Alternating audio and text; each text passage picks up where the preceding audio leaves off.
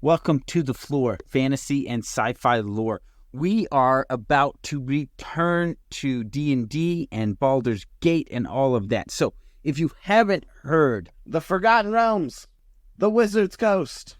If you haven't heard our earlier episodes, we have walked all the way from Baldur's Gate 1. In fact, we've even started with like the inspirations behind D&D, the concept, war games transitioning into what D&D is. Talked about Persia. All of that. We have walked through all of the games made in the Baldur's Gate series. However, there was one version of the adventure. Well, sorry, not version. There was one piece of the adventure that was never turned into a video game in the series.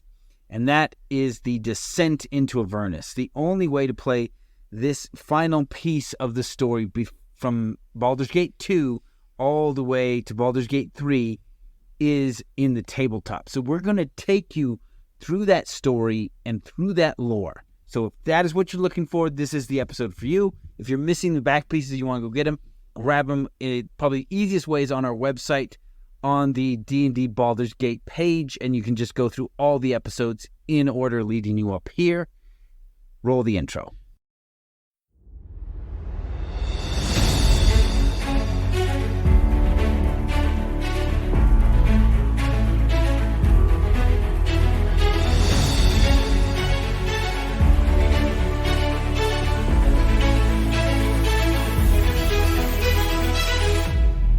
Do you remember the first story that was so spellbinding that it drove you to break the rules and stay up all night?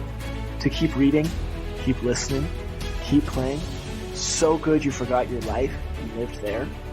So good that the moment it ended, you asked yourself, what next? Welcome to the Flore. Our goal is to take you back, take you deeper, to explore and understand more, and relive that childlike wonder. Join us as we dive deep into humanity's greatest stories, no matter how they are told, through books, movies, television, even games. One of us does an in-depth research on our topic. One of us is familiar with the topic. And one of us knows nothing. So the right questions will always be asked and will be addressed for anyone coming into the topic, regardless of how much you know. Enjoy another world, another adventure, another spellbinding story. Join us on the Flore. So, just to be clear, this is like a module you can go and buy and play it with your friends. And this is the bridge between Baldur's Gate 2 and 3. This is that main story. And you can totally just go and buy this and play through with your friends. Yes, so it is intended as the bridge between Baldur's Gate 2 and 3. However, there were a bunch of smaller adventures, Baldur's Gate Dark Alliance, in this realm as well, but they are less connecting these pieces of the story. But we did cover them, so you can hit up those lore and story points as well. So, all right, Eli, give us kind of the summary here of our descent into Avernus. So Avernus is level 1 of Forgotten Realms Hell. Yes, the 9 hells. Each one, yeah, just like Dante's Inferno. I don't feel prepped enough to give a good, real summary here. Well, we have covered Avernus and the 9 hells in some of our earlier Baldur's Gate episode because this is not the first time our adventurers are dipping their toe into Avernus. During the Baldur's Gate series in Baldur's Gate 2, we go into Avernus, right? That is part of your journey. That's right. In the Lords of Hell. So I know that we covered in depth at least Avernus and a little bit more on the 9 hells there, so we won't cover all of that again here. I have read the entire story and adventure. There are some kind of spoiler pieces that I'm not going to get into as we set up the background pieces. I'm trying to set it up as though you were going to be playing the game and walking you through the story that way. So this isn't for the DM to know all the nooks and crannies. This is more to entice somebody to be like, this is something we can do. Or just be like, hey, I've only played the video games. I really like the video games, but I'd like all the lore connecting me from 2 to 3, right? Yes. So, all right. So the adventure begins in Baldur's Gate, which is actually surprising because in all the others, you don't start at Baldur's Gate. You start somewhere else and make your way to Baldur's Gate. Yep. Right? But here, we are starting in Baldur's Gate. This is the background that you know. So there is a city called Elturel, and we have a short that we just barely released on Elturel to kind of set this up. So I'm not going to spend a ton of time on Elturel. So the city of Elturel has been having some tension with Baldur's Gate. So the guild, so if we go back to Baldur's Gate 1, you deal with the Shadow Thieves. You deal with the Thieves Guild in Baldur's Gate. In Baldur's Gate 2, you deal with the Shadow Thieves of Amn. So in between now and then, these two organizations have clashed. There's been blood in the streets, lots of fighting, and eventually they come to a truce. And they merge organizations into a single organization called the Guild. And the Guild has slowly been taking over Baldur's Gate. They have used bribery, they have used drugs, prostitution. When that doesn't work, they did blackmail. And when all else fails, assassination, and replace you with someone who those things do work on. Right? Question real quick. So when they're doing these things, say like the blackmail, right? How many blackmails does it take before prostitution happens?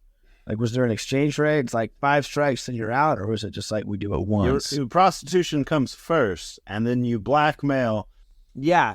So like you offer the three pleasures, right? Drugs, prostitution, and wealth. And if they don't take the positives, then you move into the negatives, right? Blackmail. And if you don't go for blackmail, we just kill you and replace you with someone who will do what we want. Pretty cut and dry. So what is it? What's his name would always say? The big drug lord from Colombia.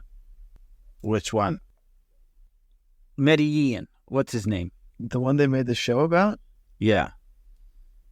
Pablo Picasso? Pablo Escobar. Escobar. Yes. Okay, yeah. So Escobar, he's like, you get the silver or you get the lead, right? You get the positive things we offer, and if you don't, we shoot you. You get the lead, right? Yeah. Nice, dude. Are you talking about how we should treat people if they don't listen to our podcast? Essentially, the guild has corrupted Baldur's Gate to its very core. One of the reasons so many adventures center on Baldur's Gate, and I know we covered this like way back, is that it sits along one of the biggest rivers in all of Faerun, right? Now, to understand the importance of a river, we need to talk logistics. If we go back to ancient times, a river could reduce the travel time from one destination to another from anywhere to a third to a tenth, depending on how far you're going and how fast the river's moving. Right? So you can move goods from A to B in 1/10 the time by going downriver. Not only that, but it is harder to attack a barge or a riverboat than it is a caravan, so you're spending less money on guards, less money on total time, right? The majority of almost all commerce costs is manpower, right? Whether, even in our modern day, right, paying the truck driver to move your goods from A to B is probably one of the most expensive parts of the transportation process. And by reducing those times, you significantly increase your profits. So Baldur's Gate sits at the end of this huge river, and it's a port town. So then they can put all those goods on ships to send across the entire Sword Coast. It is the trade central of Faerun because of its position. And that's why it is so big and so popular, is because it's in this very key position. Well, once the guild has taken over all of Baldur's Gate, they begin to increase prices on all goods coming downriver. And they start stealing stuff coming downriver. Yeah.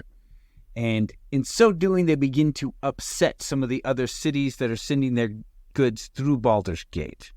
One of the biggest cities that begins to have tension with Baldur's Gate over these issues is Elturel. Yeah.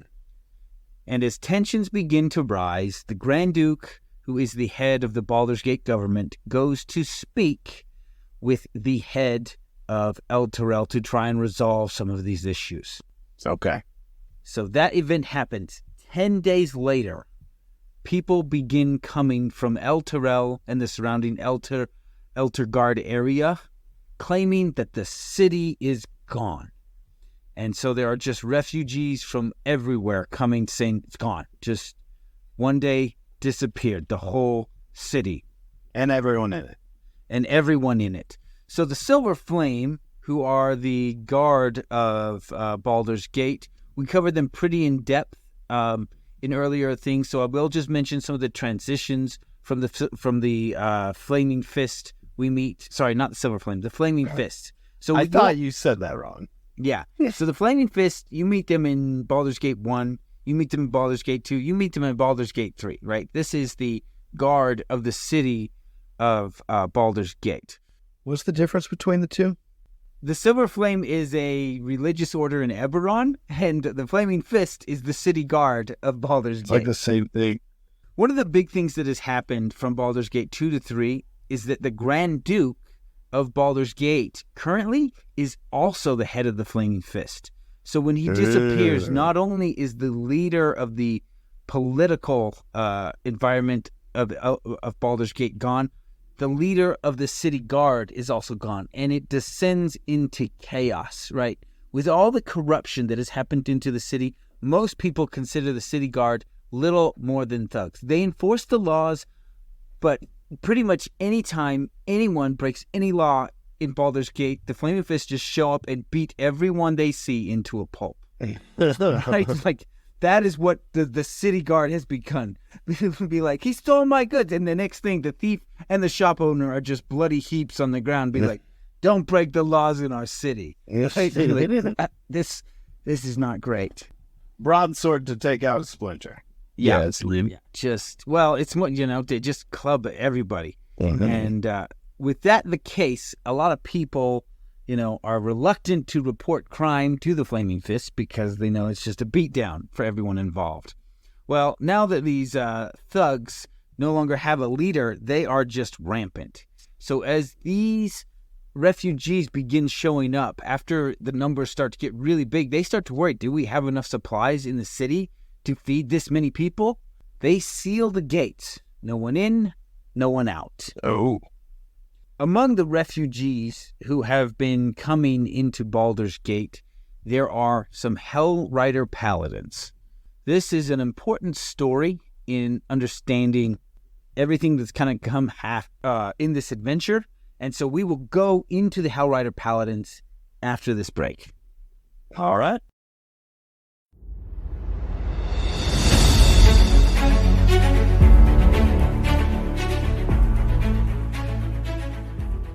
Okay, so we have been mentioning at the end of our episodes recently about the treasure room, how, as Aaron likes to describe it, in the Flore we go deep into things, but in the treasure room we kind of go wide. And we wanted to give people who have never been in the treasure room a little bit of a sample. So going forward, we'll probably be putting in little bits and pieces here. So here is a small clip from the treasure room. We hope you enjoy it and are interested in learning more in there.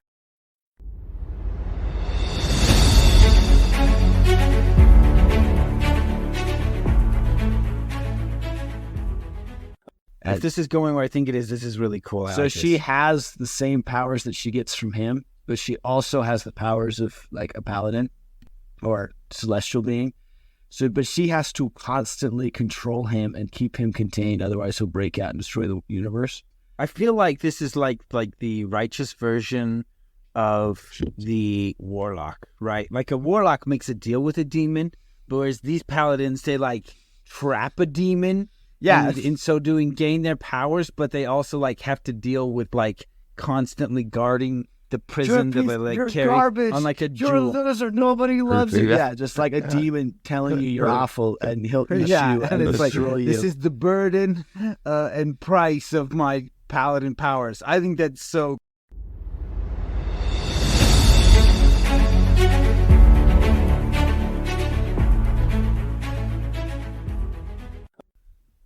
Welcome back. We are talking about Baldur's Gate, specifically the only game that was not a video game. So this is a tabletop run-through called Descent into Avernus. We find ourselves initially in, I forgot the name of the city already, Joe. Baldur's Gate. We start in Baldur's Gate. So the other city is Elturel, but we don't start there. What's the name of that city? The one I said 4 times? Yeah. So Baldur's Gate, you start there, and then there's another city, Elturel, that is bullying Baldur's Gate. So Baldur's Gate is raising tariffs and taxes on all goods moving through it, and the guild full of thieves is starting to steal some of the goods. So Elturel's upset with Baldur's Gate. And because they share a border and they do in a lot of trade, the Grand Duke of Baldur's Gate wants to try and mend things with him. Be like, hey, we're going to try and make these changes. What would you be willing to do on your side? You know, different things like that. Well, and the other city is super on board with all of this. Well, we don't know because the Grand Duke goes to talk to them to smooth over relationships, negotiate, and that is when the city disappears. Baldur's Gate or no, Elturel. Elturel. Baldur's Gate remains. Thank goodness, because like there's But the leader of Baldur's Gate is there when this happens. Yeah. Oh And then no! the refugees start coming. You know, first a trickle, 10, 20, then hundreds, then thousands showing up at Baldur's Gate. Being like, Until they're like, just lock the gates. Just lock the gates. Don't let anyone else in. like, so they're coming from the other city. They're coming from the surrounding area of the city because the core of the city itself is gone. Oh, it just poofed. Right. Yeah, so like imagine you're living just outside of a major city. Yep, I can do And that. it's just gone. And all the resources that you were using, all the trade you were doing there, It's just Everything. gone. it's just gone now. And you're like, I'm not set up for this, so I have to leave and find another city where I can sell my trade in. Yeah. Yeah, so they're So not like that, but I mean, you've got like the surrounding farms, but what do all those farms do? They take their food into the city to sell it. So now it's like, where do we get food? That's where the food was. That is gone. So, yeah, you get people showing up hungry and looking for people selling food, and then eventually the Flaming Fist is like, no more. We don't have enough food for everybody. No one else is So getting they it. start throwing some flaming fists. They do, and we're going to get to that. The Hellrider Paladins are among the refugees. So let's talk about the story of the Hellrider Paladins. Okay? Yeah, who are these guys? They were originally called the Riders of Elturel, right? This was the military force of Elturel, right? They would ride around enforcing the greater will around the surrounding countryside. They were mounted, so they weren't in the city a lot. And then one day, demons and devils began attacking villages near Elturel and in the Elturgard area. And an angel named Rhea Mantlemorn. So Rhea Mantlemorn is an angel who shows up at the headquarters of the Riders of Elturel and requests their aid in fighting back the demons and devils. She knows the location of the portal that has opened, allowing these demons and devils into Faerun, and she wants their help sealing the gate. So their plan is we will ride in, we will rescue our people, and then we will ride out and seal the gate so that they can't keep raiding your lands. And just to be clear, is Faerun a nation or is it the continent? Faerun is a continent. Yes. So in our previous episodes, we talked about Elturel, which is the planet. We talked about the solar system. We talked about the galaxy, the universe, all of that. But Faerun is the continent. Rhea Mantlemorn leads this band of riders into the portal to fight against the devils of Avernus and to rescue the captives and to slay the leaders who had opened this portal initially. It goes amazingly. It goes super swimmingly, and nothing bad happens Then in the end. the riders, Rhea does not return with the riders. The riders claimed that they fought. They were unable to rescue anyone, but they killed off the leaders of the devils, and then they seal the gate. And from that moment on, they were referred to as the Hellriders because they rode into Avernus and then came out and sealed the gate. That's where they get the name. That's where they get the name. Now, this was a long time ago. It's now the name passed down. None of the current paladins were those who rode into hell. But that's where they developed the name the Hellriders. That's where they get the name the passes Hellriders. on. Yes. I gotcha. The Flaming Fist, since these paladins have dealt with portals into other worlds and stuff like that before, they think they're involved. They're like, you guys are fishy, right? They don't trust them, and they're trying to keep them out of the city. And this is where the adventuring party enters in. So if you were playing the game, this is where you would start your character creation. And so you can either be someone who already lived in Baldur's Gate, or you could be some of the refugees coming into the city. Oh, you can be from Tyrell. So, Elturel, you would be not in the city when it happened, but you could be from Elturel.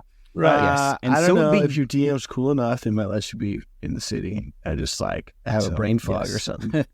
Well, like I said, you could be a citizen of Baldur's Gate as well, right? So, Okay. but either way, you're in the city of Baldur's Gate because the gates have been sealed. No one gets in, no one gets out. With all the refugees, with the lack of leadership, the city is descending into just absolute chaos, and the Flaming Fist can't maintain any order. But they're trying.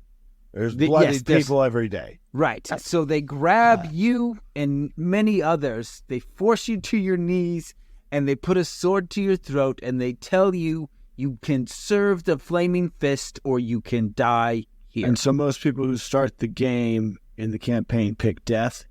Pick death? Yes, you pick death. And that's it. That's the whole story of the descent into Avernus. And pick death. All right. So what the Flaming Fist are doing is what is referred to as a press gang. Some of the oldest writings around press gangs we have start in 1664. So I'm talking real history now, like this idea of a military group grabbing somebody and forcing them into service, right? Where it's not technically slavery. You are paid to work like anyone else, but you are also forced to take the job. Non-consensual.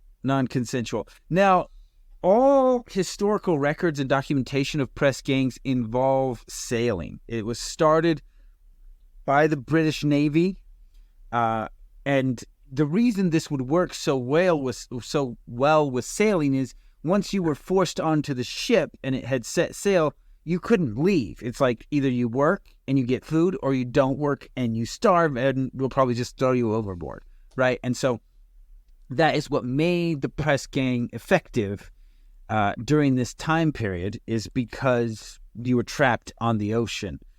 And we never see press gangs on land because people could just be like, well, I'll just run away, right? Whereas on a ship, you can't really do that. Now, there are, of course, cases where societies were enslaved and then slave units of soldiers were created and sent into battle. But those were often maintained order by the slavers owning and controlling the families back home. So once again, the people knew that there was a possibility that families could be hurt, killed, or they could just, if you did your service, you would get to go back to your family. Go fight in my war, or I kill your family. So while that was a form of slavery as opposed to a press gang, it definitely follows within that same line of kind of forcing people into that. And that's how you start this campaign. Yes, being forced. So again, this is a press gang. They're not enslaving So the best way to play this game is to grab all your siblings and your friends and force them to play D&D with you. Yeah, that's really what they're getting at with the press gang here. Press them into submission. That is where we will end our first step into Avernus. You are forced to serve the Flaming Fists, and they're going to send you on a mission to deal with some of the chaos that is happening in Baldur's Gate. All right. So here's our treasure room question. This is a little dark. If you could use the tools and techniques of the press gang and force people to do something for you, what would it be? You have a gang of hobgoblins, but the only thing they will do for you is force people into a press gang. So, you're like, hey, go help that old lady. And they're like, nah, dude. So, what is the order you give your gang of goblins? Actually, you know what? I think I've got a better one. Oof. We'll probably discuss both. But so the Hellriders are an order of paladins, and we have that story. What is either your favorite order of paladin, or what is like something you have dreamed up or imagined as an order of paladin and that origin story? Let's discuss that in the treasure room too. We hope you've enjoyed this episode. Feel free to write in if there's something you think we missed, we got wrong, or just about a universe you're interested in. Now, if you just want to dive into the catalog, that is available wherever you get the podcast. However, a lot of our listeners are interested in specific worlds and specific lore, and the best way to get exactly what you're looking for is actually on our Patreon page. There's a few features there that can really just help you find exactly what you're looking for. So one is tags. I have a friend who, he loves D&D, he loves Eberron, but his favorite thing of all is House Cannith, and we've got a ton of episodes on that. And so on the Patreon site, he can just type in Cannith, and all our episodes on House Cannith will come up, or Eberron, and all of Eberron come up. So we have covered things from D&D, Faerun, Eberron, Cyberpunk, the Monsterverse, Kaiju, if you like your giant monsters, the Xenoverse, Witcher, Marvel, DC. So if you're looking for a specific world, we've even got Dune in there. You can use the Patreon, the tags, and the collections to find the exact world you're looking for. For some people, this is the lore they're looking for, and for other people, maybe they've stumbled onto a universe they've never really encountered before, and they're just loving it, but none of their friends are into it yet, and they just don't have anyone to talk about it with, and the Flore is the perfect place to just be able to join a conversation on this topic, and we are always happy to get emails when you write in, and as we get more and more of these, we will start releasing listener mail from these diverse topics so that you can join this conversation. That is patreon.com/Flore, fantasy and lore. And we have a link in every set of show notes. So it should be easy to find, and hope you find what you're looking for and you enjoy what you find.